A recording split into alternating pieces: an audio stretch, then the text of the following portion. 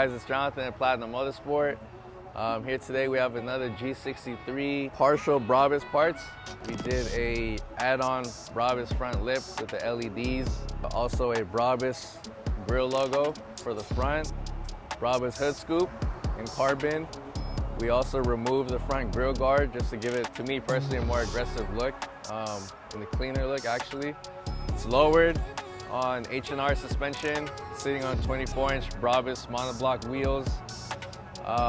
We also did the BRABUS exhaust, fifth wheel delete in carbon.